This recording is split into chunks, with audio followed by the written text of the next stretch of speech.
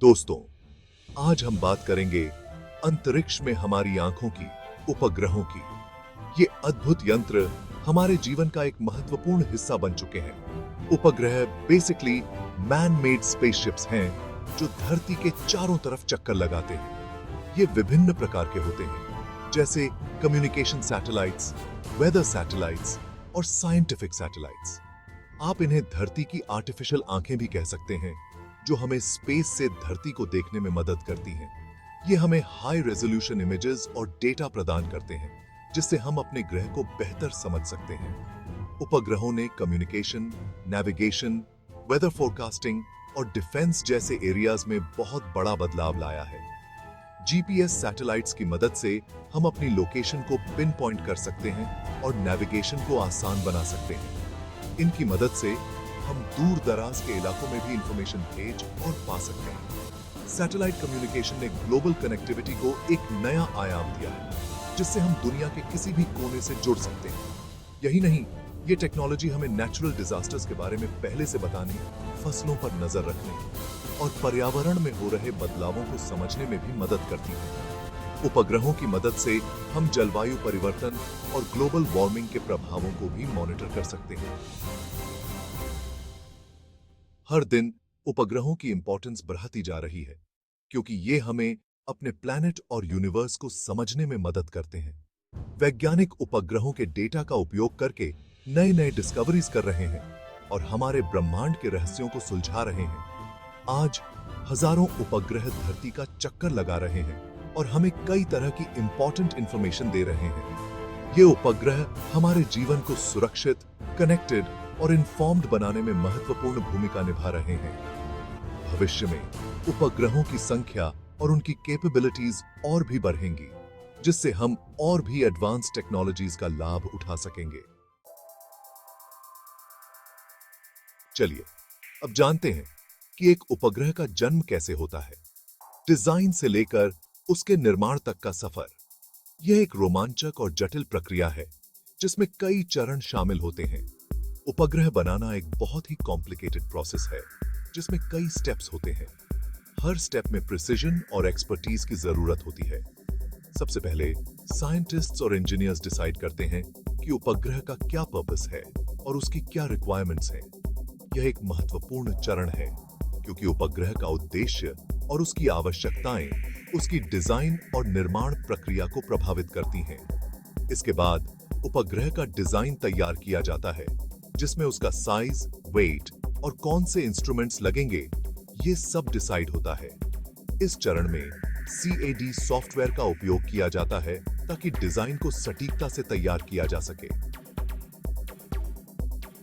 Design final होने के बाद उपग्रह के अलग-अलग पार्ट्स बनाए जाते हैं।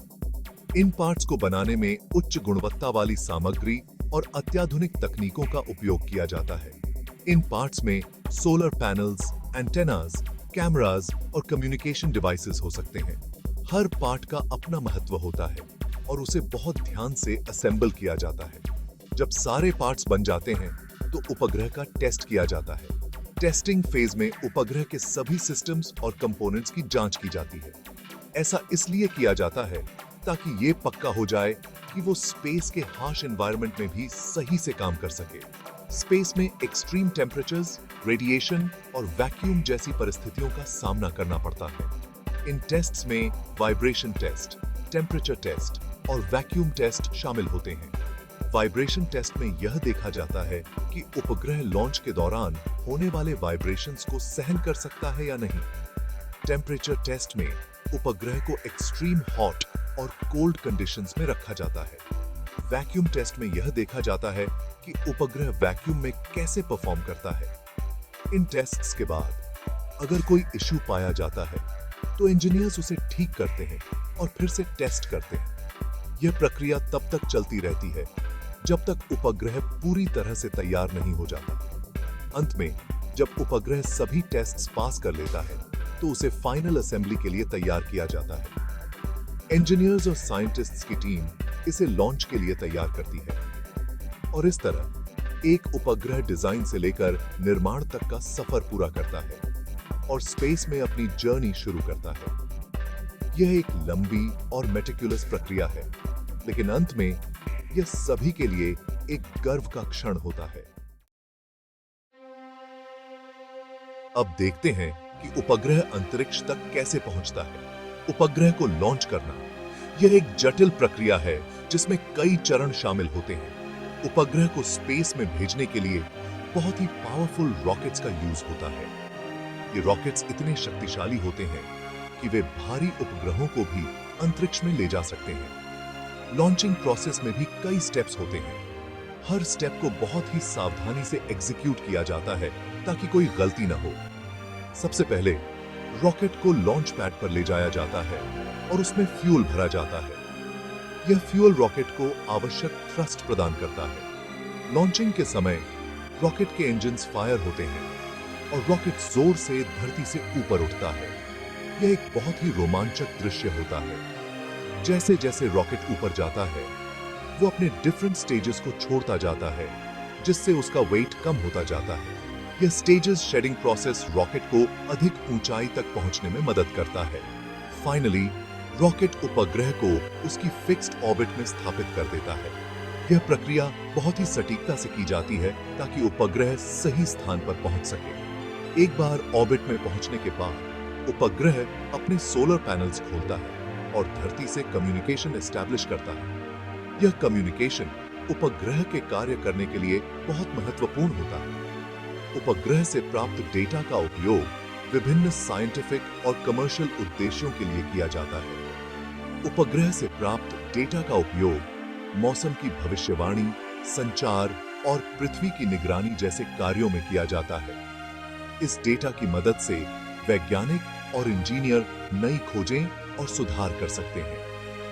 उपग्रहों की मदद से हम पृथ्वी के विभिन्न हिस्सों की तस्वीरें ले सकते हैं, मौसम की जानकारी प्राप्त कर सकते हैं और दूरस्थ क्षेत्रों में संचार स्थापित कर सकते हैं। इस प्रकार उपग्रह हमारे जीवन का एक महत्वपूर्ण हिस्सा बन गए हैं। उपग्रहों की यह यात्रा और उनका कार्य हमारे लिए बहुत ही महत्वपूर्ण है।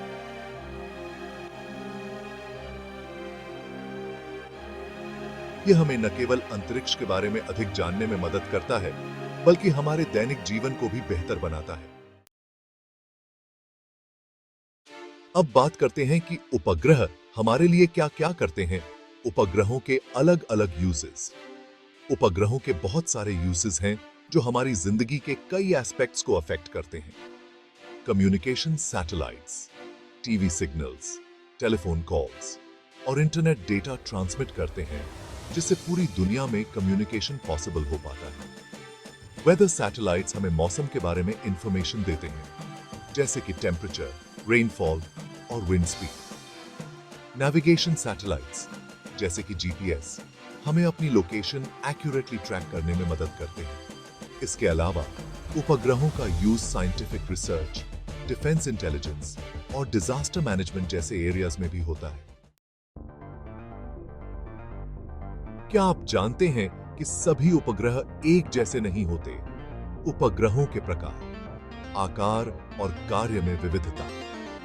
उपग्रहों को उनके साइज, ऑर्बिट और फंक्शंस के आधार पर अलग-अलग कैटेगरीज में डिवाइड किया जा सकता है।